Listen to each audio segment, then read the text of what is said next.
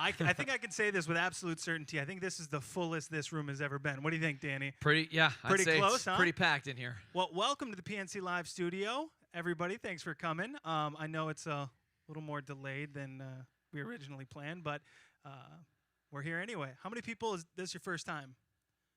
All right, make some noise for that. Come on. You're awfully quiet for a Sunday. My name is Dylan from Dylan and Zoe Afternoons on Live 95.5. This beautiful man right here is Danny Dwyer. Get up here. Come on, Eric. Hi, Erica. How are you? This is Alexis from Brooke and Jeffrey in the Morning. There it is. And this is Eric Zachary from XYZ with Eric Zachary, nights on Live 95.5. Thank you so much for coming, you guys. Like I said, we're a little delayed from when we originally set this, but Jelly not only is a Southern gentleman, he's also a man of his word. Yes, he is. He said, you know what? I'm sorry, guys, but next time I'm in town, I got you. And he's got us. Make some noise for that, huh? It's only taken a year, but we did it. We got here. Just quick house rules. You guys can take all the photos, all the videos. We love when you do that. Just please, please, please make sure they are not on flash and that they are turned on vibrate or on silent. Cool? All right. We going to have fun? Oh, come on. Make some more noise than that. We going to have fun? These are Jelly Roll fans. I know you got more. I want to find out real quick. Who's going to the show tonight? Okay, that's what I want to make sure. Just making sure. Thank you. You do. You have a ticket right now. Hold on. Ticket. Oh, those are in my other pants. Yeah. My bad. Those are in your Wranglers. We're gonna turn it over to Eric. But thank you guys so much for coming. Have a good time today. Okay. It's very muted claps. You guys know Jelly Roll's like on the other side of that door right now, right? I'll keep this short and sweet. My name is Eric Zachary. I host XYZ with Eric Zachary every night here on Live 95.5. And with that, make some noise for Jelly Roll.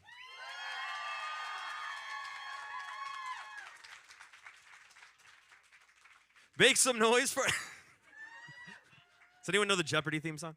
We'll crush it. Oh, I did not think. That was actually really well coordinated. 3, 2, make some noise for Jelly Roll! There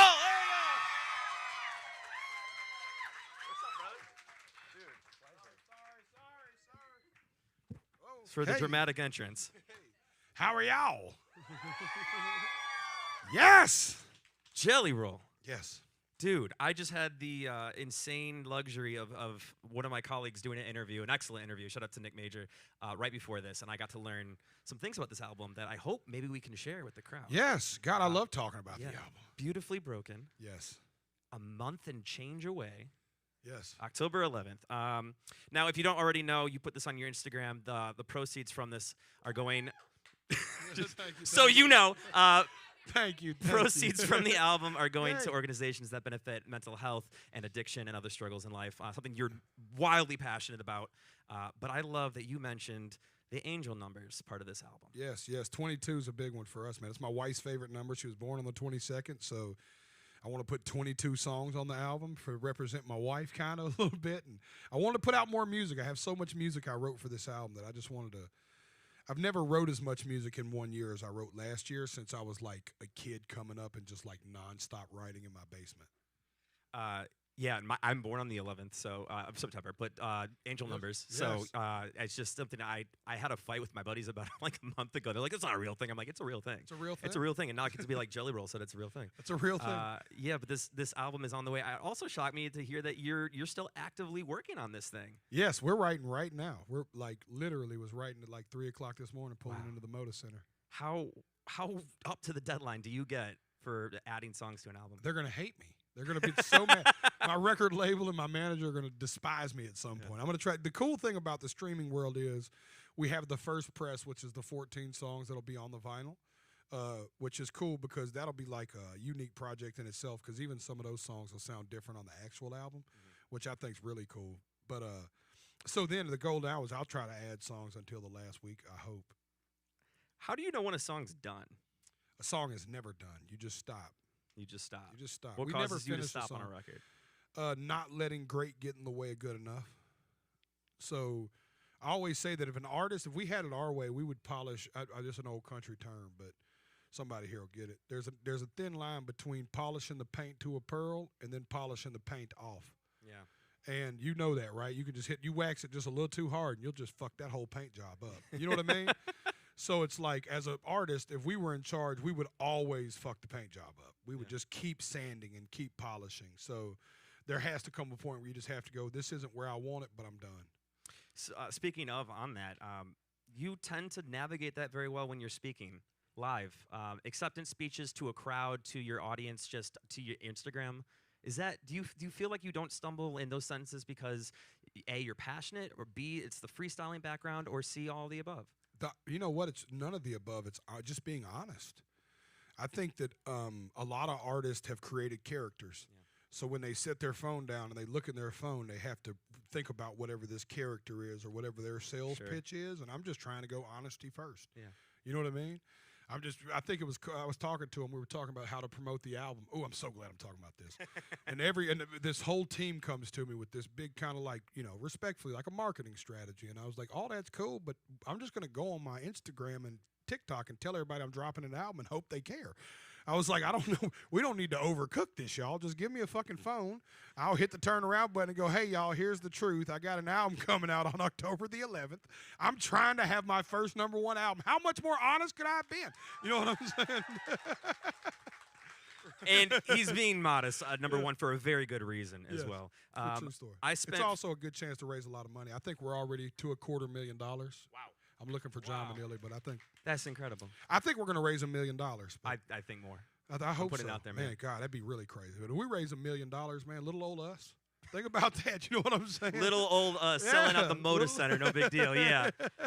Speaking of, you talk about dreams all the time, and I had the luxury. I had a 4-hour flight today, so I just deep dove into Jelly Roll conversations and interviews and podcasts that you've done, going back all the way to 2016. And the one thing I know, you know this, and I hope that you hear it enough, but your authenticity shines through, and it's never wavered. Thank you. That means a lot. Thank you. Yeah, please. I mean, that is...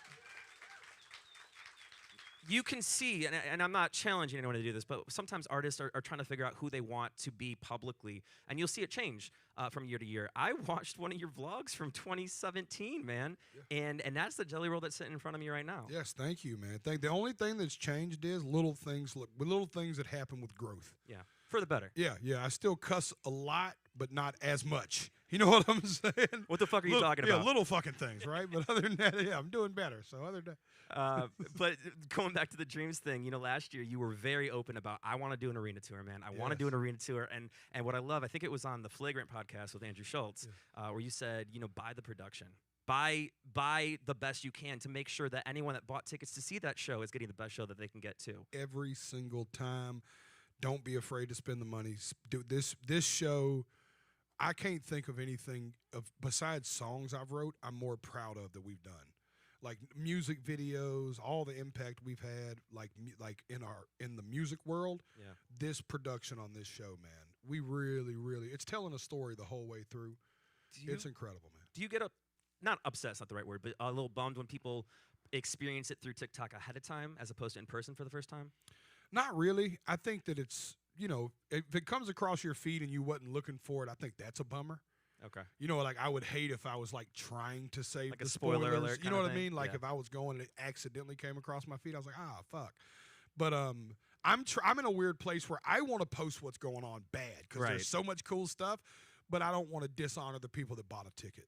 So I don't want to post it until they get to come see it, even if they are seeing it on TikTok. But equally, it's like, listen, I seen every minute of the Taylor Swift tour on TikTok, and it was still fire when I went. You know what I'm saying? Same. I knew what was going to happen. I was like, this is the part where she jumps in the pool. And she's swimming, look at her go. I was like, there it is. Like every part, I was like, this is the piano part.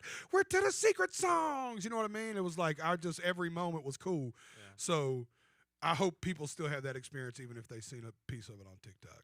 I think they will. As a singer, songwriter yourself, obviously you're constantly taking influences that are happening around you, stories that you hear and whatnot, to put into your writing. Is that happening when you see someone else's concert about production assets? Like, oh, I want that kind of lighting, man, or I want that on my stage, or things like that? Listen, man, I am a student of the game. I never do anything without trying to learn something from it.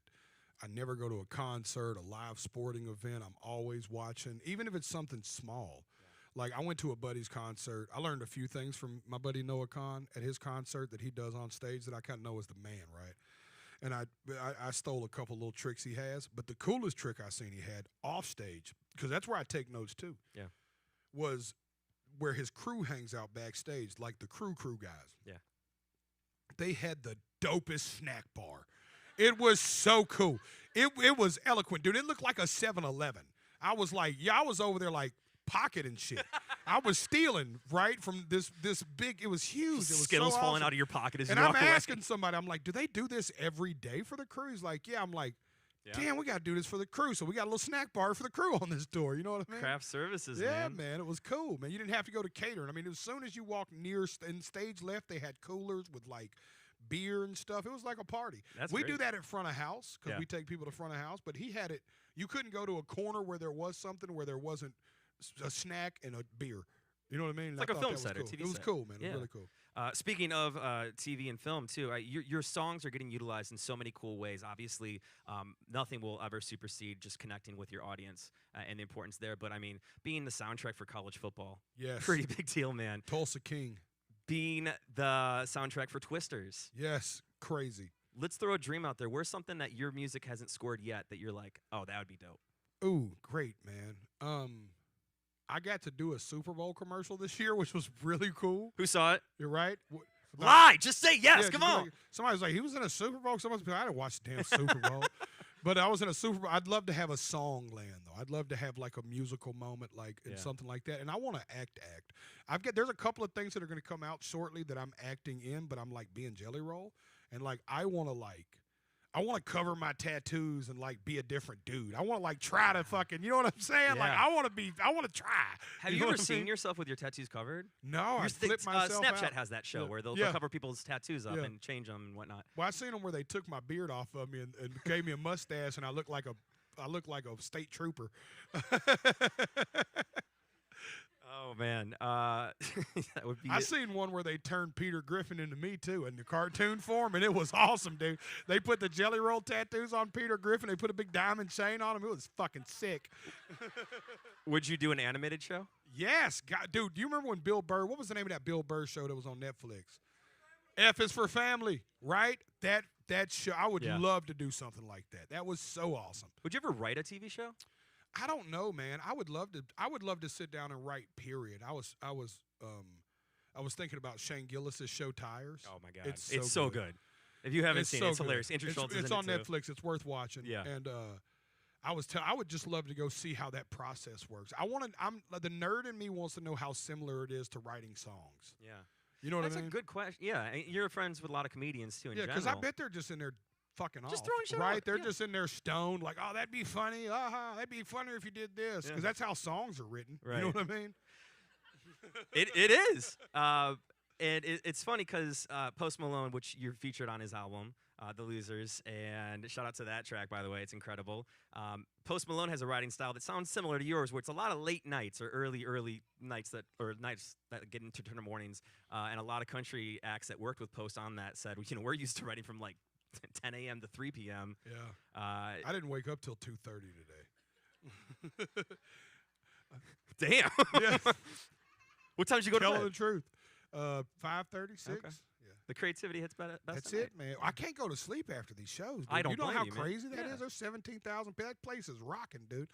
I got a feeling the walls will shake in here tonight. The stage will shake. It's That's fucking. crazy. This has been the wildest tour of my life. You got 51 dates left Yes, sir. of this arena tour. Does that even feel like enough yet? Or are you already planning what's next beyond this, too? I am kind of already looking at little places we didn't get, because this tour is I love the production on this tour so much that I'm already talking to my manager like, you sure we can't take this to Denver one time? Just go up there and do that at the Ball Arena? Or how come we didn't go to North Dakota? Right. There's nowhere in North Dakota that'll hold this production, because I want people to see it, man. This is in person. I think there will come a day we'll stream it and we'll be able to see it just sitting in your living room. But It's not the same as I in want you to person. come see this, man. Maybe a Jelly Roll Festival tour. Yeah. It's a lot happening. I'm trying to convince people to come see it twice, because I think you'll miss shit. It's like that much happening. We're excited. Yeah. Are you coming? All right. How many people in here don't have a ticket to tonight's show? What's that, 20? We'll figure it out. We'll figure it out. Oh, and now the manager comes out. Yeah. Too late. I just gave away 30 tickets. I want two things that you guys walk away with to be known. One, how everyone's stomach was just like, say it, say it, say it, say it, say it. And number two, how I didn't do a damn thing. I didn't look at the team. Listen, the best part was she shot it off. She shot her shot, but his cosign was the best. He said, "That's why we're all here." He said, Damn. Wow. "Yeah, dope. I got you. We will figure it out for sure." That lends itself perfectly to how I wanted to kind of wrap this up. You have a line. They're not. I can't promise great seats, but I'll get you in the building. Do we care? Okay. Do we just want to be there? Yeah. Okay, cool. They're not ticket stubs. They're stories. Yes. Talk to me about that. Man, it's important. I'm not out here to sell tickets. I'm out here to touch souls, man. This isn't a ticket. This isn't a ticket stub. This is a story. This is a spirit. Have you ever thought about collecting the stories that people tell you? The coolest gift I've ever gotten on tour from a venue happened in Spokane, Washington the other night. It was called What Jelly Roll Means to Me. And the venue had 80 people submit for free ticket stories and then made me a book of these handwritten stories that people had delivered to the arena. Wow. Oh, dude, I'm like on page 17 of 37, and I open it anytime I just want to cry a little bit.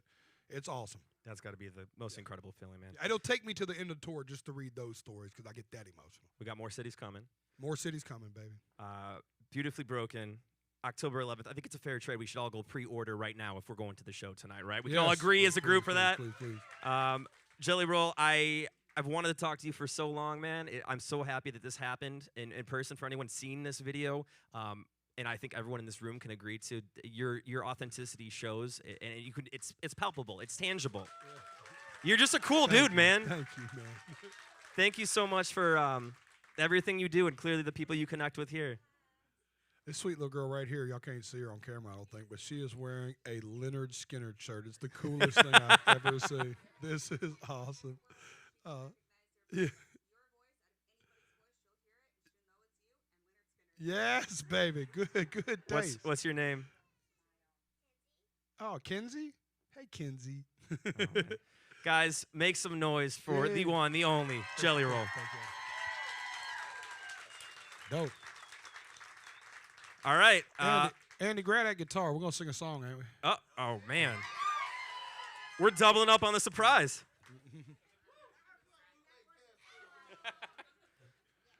Oh, quick moving with the guitar wire. Thank you, man. You don't mind us singing a song, right? I would prefer it. You want to talk about what you're going to sing? I don't know what we're going to sing yet. I don't know. Are we taking requests, or Hold how's this on now. working? Yeah, who wants to hear Garth Brooks? No, it's I got a Garth Brooks song I'll sing. Yeah, we'll take requests. Let's make sure he's got the guitar. Let's see what he's tuned to first. Yeah. Well, we'll extend the conversation for a second. Then you recently covered Outkast. Yes, I saw that. Yo, I seen Phil in here earlier with the Outkast shirt. And it was the fucking coolest thing ever. Yeah, shout out to Phil who works here. That's what I'm talking about. What's another song that you've been thinking about covering but you haven't covered lately? You know, it's not a song you would think, but there's a song by an artist named Morgan Wade. She's kind of underground, but I always thought she was dope. But she's got a song called "Take Me Away." Wow. Yeah. If you could just let down my hair, if you take off them clothes you wear, baby, take me away. I want to cover that song. I think it's on the way. Sick. But with that said, it looks like you guys are set. Yeah. Make some noise for Joe. What do you got here? What are you tuned to? What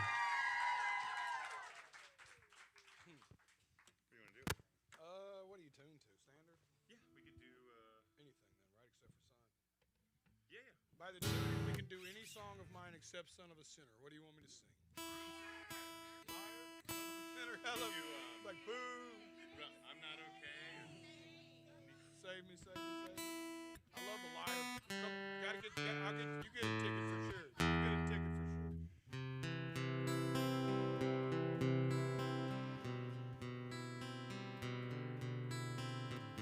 It's our camera guy playing the guitar, by the way.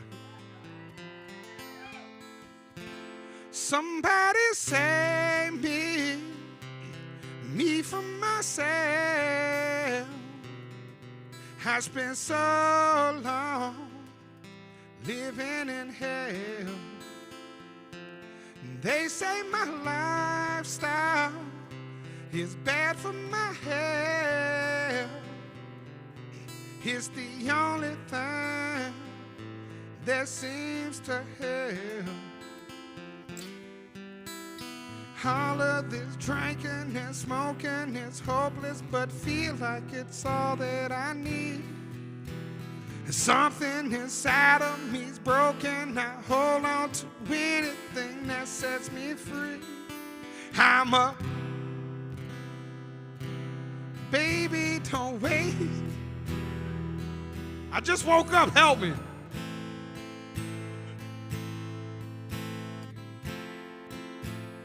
You got to at least hit the high notes. I'm a, thank you. I'll have it better tonight. Be don't waste your time on me. I'm so damaged beyond repair. Life is shattered, my hopes and my dreams. Yeah. Make some noise for Jelly Roll. I realized about a half a note into that song, I'm not awake enough to sing that song. I think that's all we're going to be able to sing. We're going to get y'all tickets to the show, though, for sure. We'll figure it out. Thank y'all. Make some noise for Jelly Roll. And on the count of 3, we say thank you, Jelly, because he's getting you into a show tonight. Beautifully Broken Tour. 1, 2, 3. All right, y'all. As noted, please keep your seats right now. That's pretty damn cool, huh? All right. First, we're going to do a Buy Mart gift card giveaway. Somebody has an X on the left side of their chair. If you got that, you want a Buy Mart gift card, make sure to see Whitney in the yellow. Who's got the X?